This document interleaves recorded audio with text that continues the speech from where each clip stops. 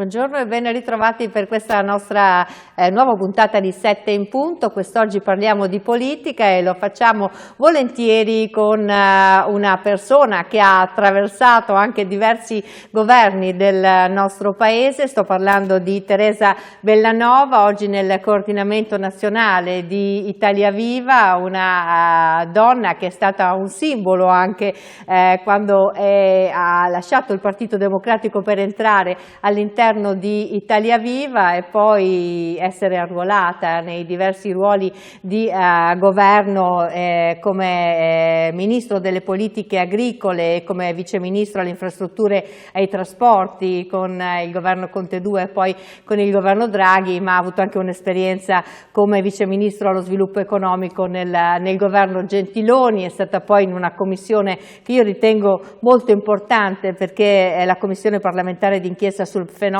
delle mafie e delle altre associazioni criminali anche straniere che operano nel nostro paese e sappiamo tutti insomma la sua storia anche personale da lavoratrice nei campi a sindacalista, a rappresentante dei lavoratori. Oggi con la politica può essere anche protagonista di cambiamenti che possono nascere all'interno di questo mondo. Intanto buongiorno e benvenuta. Grazie, buongiorno a voi.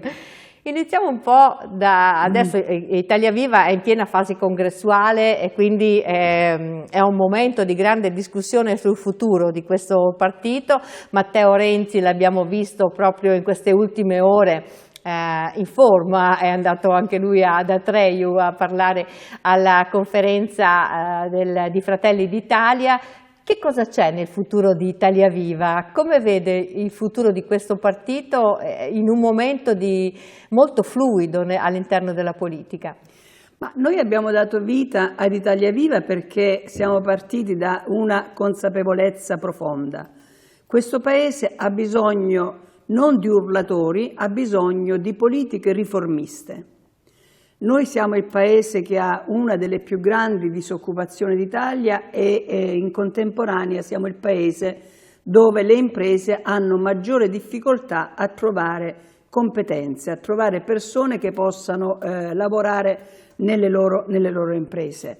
Ecco, ho fatto solo un esempio per dire quanto sia necessario avere una politica che, finita la campagna elettorale, ragiona sulle questioni e contribuisce a dare soluzioni.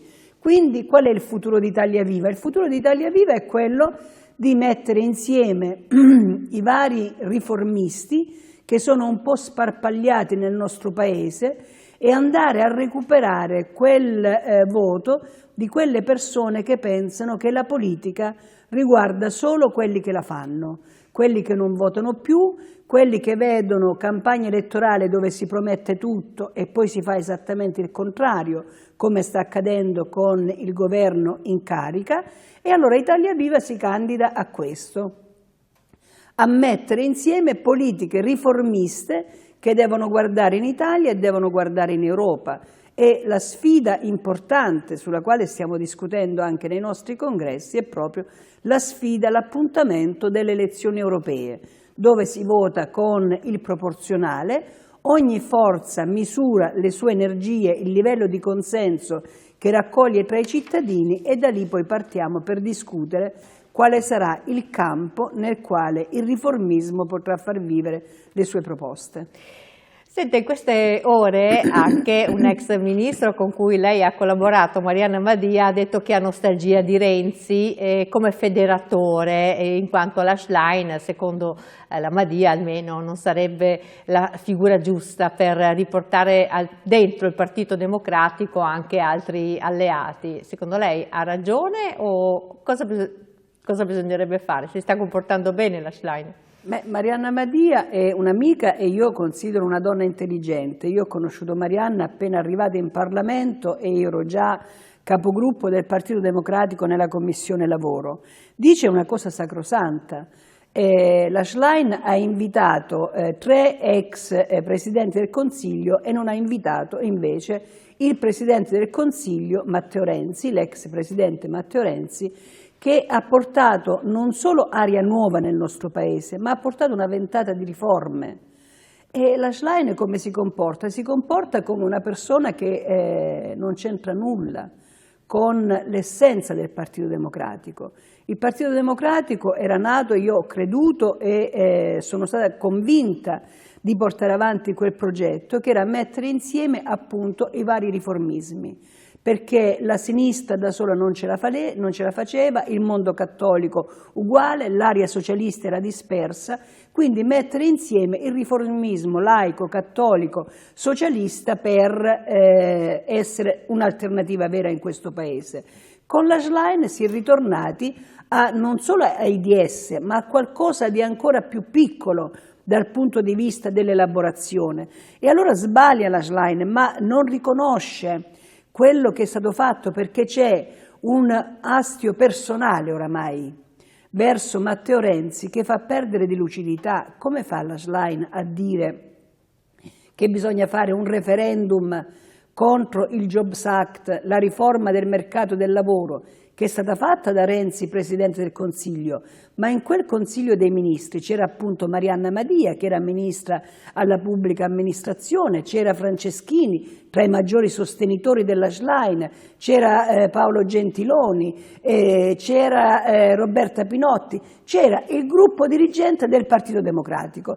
Allora fare un referendum contro se stessi significa consegnarsi alla marginalità, e infatti io credo che nel Partito Democratico c'è un eccesso di masochismo, perché quando leggo in queste ore che si lancia questa sfida, chi sarà il federatore del centrosinistra, chi prenderà più voti? Quindi se il Movimento 5 Stelle dovesse prendere più voti sarebbe il punto di riferimento, e io credo che questo è non solo un'idiozia, è un gravissimo errore rispetto a quelle persone che hanno dato vita al Partito Democratico, perché il Partito Democratico deve essere il fulcro di un'alleanza. Se si mette al traino del Movimento 5 Stelle rinnega l'essenza della sua nascita. Proprio in queste ore, oggi, in questi giorni qui è finito il momento del reddito di cittadinanza e soltanto alcune categorie di persone possono accedere a questo contributo da parte dello Stato. Esiste una fascia l'Italia si è sempre di più sfilacciata verso anche le categorie che sono più in sofferenza in questo momento. Lei ha preso delle posizioni particolari da ex sindacalista anche proprio in questi temi, reddito di cittadinanza, ma anche il reddito minimo che secondo lei non è la strada giusta. Come si affrontano le nuove povertà che anche qui in Veneto, a nord-est, soprattutto nel mondo della logistica, dei subappalti e dell'agricoltura, sono realtà vive che magari non vediamo proprio sotto i nostri occhi, perché magari vivono un po' lontane dallo sguardo di tutti, però esistono.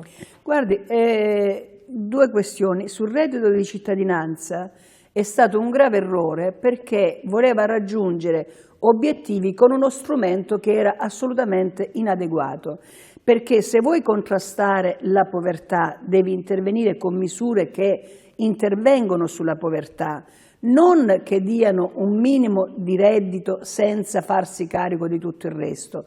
Noi avevamo fatto con il governo Renzi il REI, il reddito di inclusione, e io credo che era la misura giusta, perché non perché l'avevamo fatta noi, perché rispondeva a quelli che erano i bisogni. Con il reddito di cittadinanza hai finanziato persone che magari potevano andare a lavorare e non li hai aiutati a trovare un lavoro, perché se vuoi far uscire dalla povertà chi può permettersi di lavorare, devi metterlo nelle condizioni di lavorare, devi intervenire sullo sviluppo e devi intervenire incrociando domanda e offerta di lavoro, e quindi era uno strumento inadeguato. Era uno strumento inadeguato perché i senza fissa dimora, chi ha problemi di marginalità, chi ha difficoltà anche dal punto di vista sanitario, non lo raggiungi con l'assegno che manda a casa l'INPS, hai bisogno di attivare gli enti locali, hai bisogno di attivare gli assistenti sociali, quelli che si prendono in cura le persone. Certo. Quindi il reddito di cittadinanza è un fallimento per questo. Il salario minimo, altra scorciatoia, perché io conosco bene, conosco il Veneto per aver seguito tante vertenze, sia da sindacalista che da componente di governo, e conosco la logistica per il lavoro che ho fatto anche nell'ultima fase al governo e anche con una certa intensità. Come si fa a dire che il salario minimo è risolutore del problema quando il salario minimo che proponevano a prima firma Conte, Calenda e Schlein e la sinistra radicale?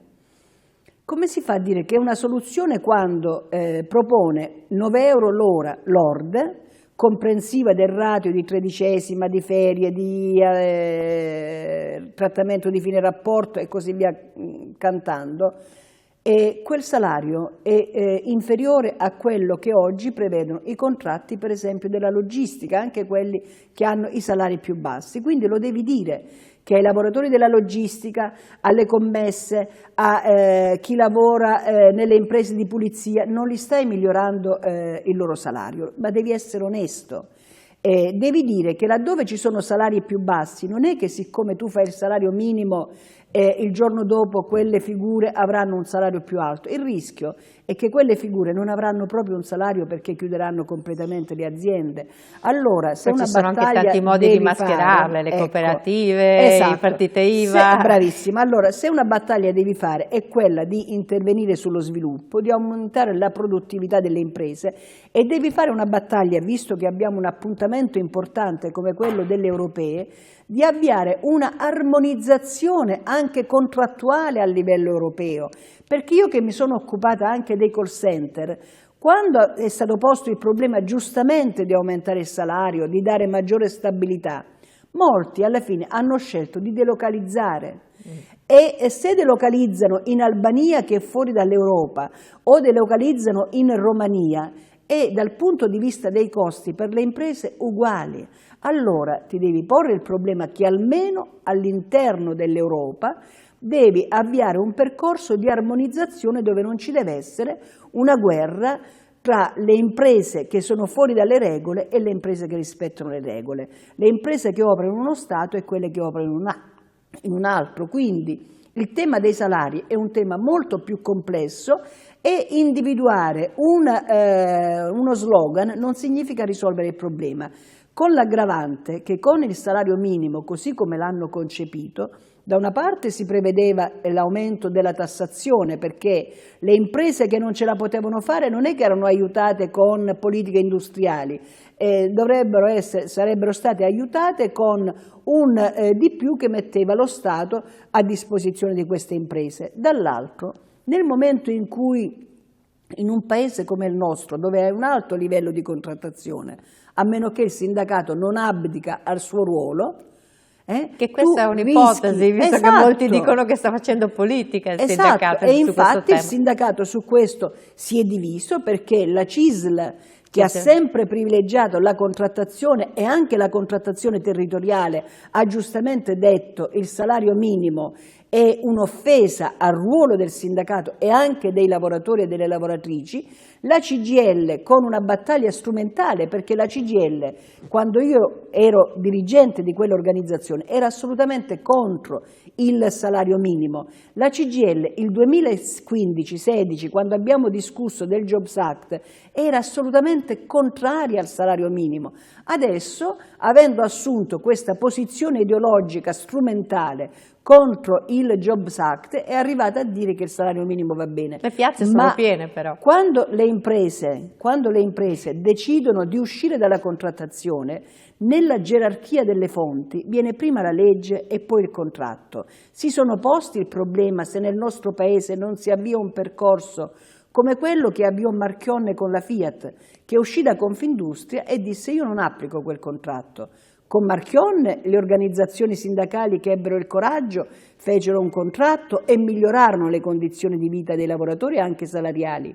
Se le piccole e medie imprese escono dalla contrattazione, possono fare riferimento alla legge e anziché fare un favore ai lavoratori gli si peggiora la situazione. Allora io dico: fermatevi un attimo, riflettete, perché se vi consegnate al populismo, alla propaganda, con gli slogan potrete fare bella figura. Nella realtà farete un grave danno al Paese, al sistema produttivo e alle persone che lavorano. Io dicevo, le piace solo perché è una stagione che comunque è costellata di scioperi, quindi quello che si vede all'orizzonte non è, diciamo, una convergenza verso qualcosa di più concreto, ma comunque una politica dell'uno contro l'altro, che sembra quello che sta scegliendo il sindacato, insomma, al momento. Migliore alleato non potrebbe avere Salvini in questo momento, perché come la Meloni ha avuto un grande alleato in Letta quando decise di rompere e di andare avanti escludendo altre forze, compreso Italia Viva, così sta accadendo con il movimento sindacale che proclama gli scioperi, in questo caso per esempio Landini e il segretario della UIL, e Salvini, perché se tu programmi lo sciopero di 24 ore nei trasporti e lo fai magari anche in prossimità delle festività, Salvini fa un bello slogan e conquista consenso, perché se tu blocchi le città, le persone non daranno solidarietà a chi fa lo sciopero, daranno solidarietà a chi dice non si possono bloccare le città e quindi lo sciopero invece di 24 ore si fa di 4 ore. Qual è il risultato che hanno raggiunto le organizzazioni sindacali e i lavoratori? Interessa il titolo di giornale o interessa il risultato? Allora anche su questo bisogna riflettere, perché bisogna anche innovare negli strumenti della lotta, bisogna puntare ad ottenere i risultati, non a fare danno, perché non è che fai danno a Salvini li porti solo consenso, fai danni ai cittadini che devono raggiungere il loro luogo di lavoro, alle mamme che devono portare i loro figli a scuola, ai papà che vogliono farsi carico delle responsabilità familiari. Il risultato, il massimalismo determina risultati negativi. Volevo dire, stiamo parlando tutti di riforme, no? Questo Paese ne ha strabisogno, anche il famoso MES di cui si è tanto discusso è legato comunque a una serie di riforme che devono essere avviate al nostro Paese. Sembra allontanarsi questa della giustizia per alta conflittualità tra la politica e la magistratura, stagioni che evidentemente non si vogliono ripetere. Lei cosa ne pensa?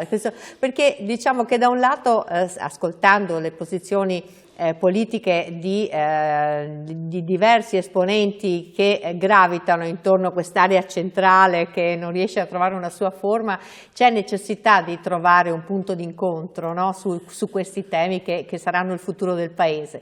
E dall'altro, ogni volta che si inizia però la strada non... Perché per fare le riforme c'è bisogno di coraggio. Noi lo abbiamo dimostrato quando abbiamo avuto l'opportunità di governare, abbiamo dimostrato coraggio quando abbiamo fatto il Jobs Act. Renzi l'ha pagato caro. Abbiamo avuto coraggio quando abbiamo fatto la riforma e poi il referendum ha deciso e il popolo va rispettato, ma si erano fatte scelte. Abbiamo avuto coraggio per esempio quando mi chiamò Mario Draghi per dirmi che dovevo seguire, non era una mia delega, che dovevo seguire la riforma dei tassisti, perché nelle nostre città, a partire dalle grandi città, noi non siamo in grado di garantire un servizio pubblico ai cittadini, perché prendere un taxi significa avere un servizio pubblico. Non si è fatta quella riforma perché Forza Italia e la Lega decisero di mandare a casa il governo Draghi, ma io ho avuto come opposizione, quando i tassisti venivano a fare le manifestazioni sotto il Ministero per dire che la riforma non si doveva fare, ho avuto in Parlamento l'ostilità di Forza Italia, l'ostilità del Partito Democratico e della Lega. E oggi noi paghiamo quelle ostilità, perché a Roma se arriva un turista o arriva un cittadino qualsiasi che vuole prendere un mezzo non può prenotare perché non prendono prenotazioni, deve fare 1 ora, 2 ore di attesa sia che arrivi in aeroporto sia che arrivi alla stazione. Mi pare che hanno aumentato il numero di licenze, ma la questione ma deve è avere sempre il coraggio di lateralmente. sfidare le lobby, e così è per la giustizia. Si allontana questa possibilità per irresponsabilità della politica.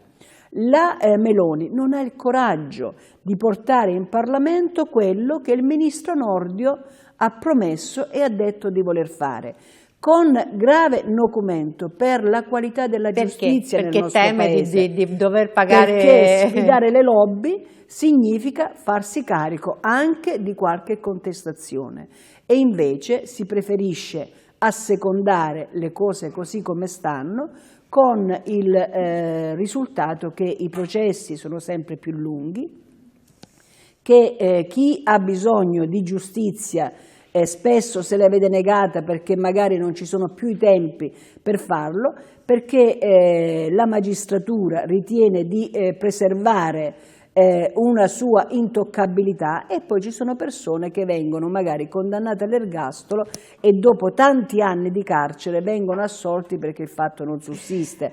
Allora c'è bisogno... Secondo lei ha sbagliato a dire quello che ha detto? Beh, io credo che quando uno fa il ministro, se fa delle dichiarazioni, per me è stato così. Quando ho fatto delle dichiarazioni ho messo in conto che se quelle cose non si avverassero, non si fossero avverate, era messo in discussione la mia permanenza nel governo. Ognuno, diciamo, ha una sua etica. Io penso che se si dicono le cose che si pensano effettivamente, poi bisogna essere conseguenti. Quindi si dovrebbe dimettere, secondo No, me? non dico che si dovrebbe dimettere, dico però che quantomeno bisogna riconoscere che si sono dette delle cose e che il resto della maggioranza non ha il coraggio di affrontarle. Mi piace anche quando la storia di Renzi, diciamo, la conosciamo tutti. Lui è stato uno dei primi a dare molto peso a sinistra al ruolo delle donne all'interno del governo e all'interno anche della rappresentatività politica del partito, diciamo. Però adesso è più difficile la strada, però c'è una donna premier, c'è una capa dell'opposizione che è comunque una donna, e lei come la vede? Cioè, questo processo, diciamo, è un processo formale o sostanziale? Ma il processo è sostanziale se coinvolge anche le altre, perché non basta che arrivi una donna per dire che il tetto di cristallo è rotto, è importante che arrivi una donna, ma è importante se quella donna poi ha a cuore la battaglia affinché anche le altre arrivino, perché se arriva una donna e poi il resto sono tutti maschi, ovviamente, come dire, il risultato non cambia. C'è una soddisfazione personale, ma non c'è un risultato che coinvolge le altre. Mi pare di poter dire purtroppo che la Presidente del Consiglio farsi chiamare al maschile, e questo già la dice lunga di che cosa significa la sorellanza per l'onorevole Meloni, mi pare che non stia portando avanti quelle battaglie che puntano a valorizzare anche le altre donne, a farle crescere, a dare opportunità a tutte. E il fatto che ci sia una Presidente del Consiglio e una delle rappresentanti dell'opposizione donna in questo momento almeno da quello che io vedo, non sta dando un buon risultato al Paese. Noi abbiamo fatto una battaglia, noi come Italia Viva siamo state il partito che più si è battuto insieme al resto dell'opposizione, che si è convogliata su questo. È stato approvato proprio in queste ore un emendamento riformulato che era a prima firma di Matteo Renzi e portava la firma di tutti i senatori del partito di Italia Viva, un emendamento che destina 40 milioni di euro per le donne che sono in difficoltà, per sostenere i centri antiviolenza, per sostenere il reddito delle donne che sono sottoposte a violenza. Quindi, come dire, è una battaglia che è stata fatta, ma è stata fatta dall'opposizione. Io vorrei che la Presidente del Consiglio avesse più coraggio nel fare politiche maggiormente inclusive per quanto riguarda le donne. Vabbè, qui abbiamo avuto la tragedia di Giulia Cecchettin che sta continuando a far rumore, anche se ovviamente già cominciamo a sentire che si spegne un po' l'eco, mentre non si ferma purtroppo l'eco della violenza che avviene all'interno delle case di questo Paese. Esattamente, purtroppo questo è una pratica del nostro Paese. Attenzione mediatica quando c'è il fatto eccezionale, che poi eccezionale purtroppo non è, e dopo poco tempo si passa all'argomento successivo. E quando richiamavo i 40 milioni per dire questo, noi abbiamo bisogno di rafforzare i centri che devono occuparsi delle donne che subiscono violenza, ma dobbiamo intervenire molto sull'aspetto culturale. È stato un grave errore commesso quello di fare una commissione, di individuare prima i componenti di una commissione trasversale di persone che hanno a cuore l'argomento per fare formazione nelle scuole, perché da lì bisogna partire. Dove si è sbagliato, perché si sono scelti prima i componenti? Si sono scelte le persone e poi, siccome una parte della sinistra radicale sempre con la puzza sotto il naso del giudicare quello che fanno gli altri, una parte della destra che si è messa a criticare le scelte fatte dal suo ministro, alla fine il ministro ha ritirato quella commissione facendo una figura barbina, perché bisogna anche qui avere il coraggio delle proprie azioni. Il risultato è che un momento che doveva rappresentare una unità, un'unione a livello nazionale è stato derubricato a un fatto di meschina battaglia politica. Nelle scuole si continua a non fare formazione, nelle famiglie si continua a lasciare la responsabilità ai genitori senza farsi carico di una battaglia culturale che dobbiamo far vivere in tutti gli ambienti, e questo è uccidere una seconda volta le donne che purtroppo sono state vittime di violenza. Prima lei ha nominato l'Albania, no? Adesso è sospeso questo provvedimento in attesa che la Corte Suprema albanese si pronunci, ma pare che sia un atto dovuto, insomma, da parte, dopo che c'è stata l'opposizione che ha fatto ricorso ovviamente, ed è anche pugliese, quindi l'Albania ce l'ha lì davanti e probabilmente ha vissuto anche tutta quella stagione che ha portato sulle nostre coste questa popolazione, queste navi immense, voglio dire, di persone che arrivavano dall'Albania sperando nel nostro paese. Come la vede? Può essere una soluzione? L'Europa in un certo senso la sta guardando un po' come un caso pilota che potrebbe essere utilizzato. Ma l'Europa in questo momento, come dire, oramai siamo entrati nel semestre elettorale, quindi tutto è un po' viziato anche da questo, da chi deve posizionarsi, dai ruoli, dalle funzioni che si ambisce ad avere. Quindi, come dire, io terrei un attimo fermo questa questione degli atteggiamenti europei per dire: io sono stata tra quelli che hanno accolto migliaia e migliaia di persone che arrivavano. Ricordo quando arrivò la nave a Bari che portava oltre 20.000 disperati dell'Albania e sono stati accolti, e il popolo pugliese ha dimostrato davvero una grande alleanza, e così come ha fatto il resto d'Italia. Questo accordo che ha fatto la Meloni con il presidente albanese, con Rana, io non sto a giudicare se è costituzionale o incostituzionale per l'Albania, lo dichiarerà chi ha le competenze in quel paese. Dico che è un grave errore perché non risolve nessun problema, perché andare ad affittare, perché questo poi è l'accordo con l'Albania, vai, affitti un pezzo di terreno, non si capisce, perché io non so, per esempio hanno valutato dove si andranno a fare i lavori su quella caserma, se ci sono tutte le condizioni per garantire l'igiene, se ci sono quanti lavori saranno fatti tutti a carico dell'Italia. Quindi affittiamo un pezzo di terreno, andiamo a fare i lavori a spese nostre, paghiamo l'Albania per questi lavori, mandiamo lì le persone sapendo che, siccome non ci sono gli accordi con i paesi di provenienza, dopo 36 mesi che queste persone saranno state in un simil carcere, ritorneranno in Italia perché non li potrei mandare da nessun'altra parte e perché l'Albania te li restituisce, perché questo è l'accordo che hai fatto. Allora come si fa a fare un accordo di questo tipo che ti porta solo a sperperare risorse e a non avere risultati? Noi abbiamo un tema enorme da affrontare, che non si può affrontare con la logica dell'emergenza. L'immigrazione non è un'emergenza, è un dato strutturale.